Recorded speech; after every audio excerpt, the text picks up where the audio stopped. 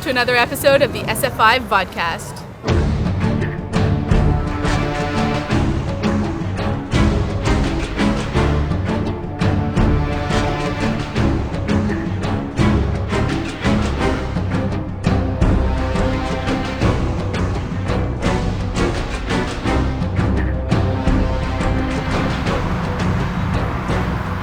Disciples 3 Renaissance is going to be awesome. In the upcoming episodes, we will feature exclusive interviews with the Disciples 3 team, so stay tuned.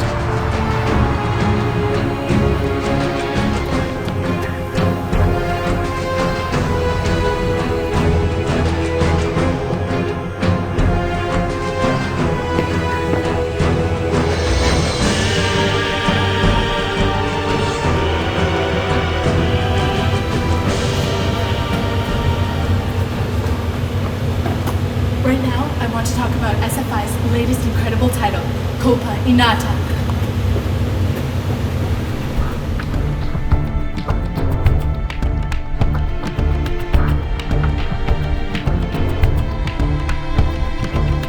This odds-on favorite to becoming Adventure Game of the Year follows the story of Peace Officer Phoenix Wallace, whose investigation of a murder in an otherwise utopian society leads her to intrigue, betrayal, and revolution. This story-driven third-person adventure game features over 50 interactive characters. There are more than 40 unique locations, and the game features a diverse range of challenges, from standalone logic to high-tech gadgetry and much more.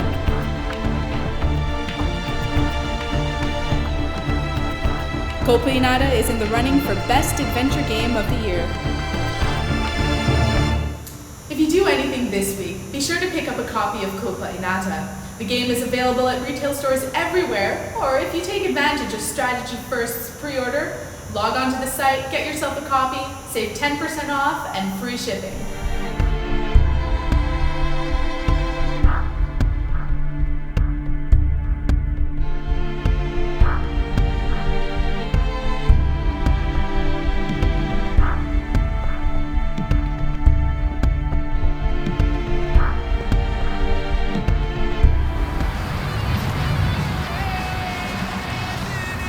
Coming up, the next segment of Emmanuel Wall's incredible interview with Bill Spaceman Lee. Check it out. I know I'll be crying the day you go. Why good things change and bad things stay the same? Does the book of love exist? Josh Gibson. That is precious. Josh Gibson? Yeah. Oh man. Surprising. Couldn't set a drink on his head. He'd shove it up your ass. He could hit. That guy could hit, you know. That guy could take a chair leg and hit a home run. David Ortiz. Same difference. You don't want to piss him off. And he's got to stay in shape. He has a propensity to getting large this year, and his back could slow down. But all he's got to do is get off the plate and just pepper that left field wall all day long. Satchel Paige. Satchel Paige, another idol of mine, you know. Won more games than anybody in the history of baseball, professional or otherwise. And I am approaching his record, and if I can live long enough, maybe it's about 125, I may beat him. Oil Can Boyd. Oil Can Boyd, a reincarnation of Satchel Paige, you know. He has the long tom fastball, the overhand yacker, straight change, and he's got the vernacular to boot. And he was born in Meridian, Mississippi. And I don't know where Satchel was born, but... The old Roman Charles Comiskey. Oh, Charles Comiskey. I would say he is has 666 tattooed on his forehead. It's the mark of the devil because he was refused to pay his players sufficiently or on time, and thereby caused the 1919 scandal with the Chicago White Sox. He's in the Hall of Fame, but Shoeless Joe isn't. Go figure. George Steinbrenner. George Steinbrenner, as much as I dislike him as a fan, and spends his money wisely and has more money than to do it. He has the Yes Network, and but you know the difference between Finley and what did the manager of their team, the one Billy Martin said, the difference between their owner Steinbrenner and Reggie Jackson. He says, well, one's a convicted liar and the other's a convicted felon. Nice. Okay, there will just be a few more of these. Judge Landis.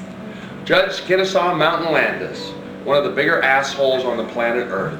He actually sentenced Jack Johnson and on the Mann Law, and it was 2 years after the fact that he had transported that white woman across the border, and then he forced him to leave the country, and then he went on, labor disputes and everything else. True asshole, probably in the Hall of Fame. Probably. Bud Selig. On his way to being in the Hall of Fame, one of the great toupees of all time, one of the worst dressers, along with Carl Yastrzemski, can wear a raincoat about as good as Columbo, can sell used cars. Another asshole, probably be in the Hall of Fame. Alright. Shoeless Joe. Shoeless Joe had an X for a mark, couldn't write, read, and that's why he was a great hitter. I think he Great ran a hitters bank. don't think, huh? I think he ended up owning a bank. Did he? Yeah, Shoeless Joe owned a bank? I think so. I'll double check it. Well, it doesn't, there's Eddie Shack could own a bank too, and he can't read or write. But he's a genius. Pete Rose. Pete Rose, little spiked-haired guy, little gerbil-like guy. He and the gerbil were raised together in Cincinnati. The gerbil's father, Pete Rose's father, gambling type guy.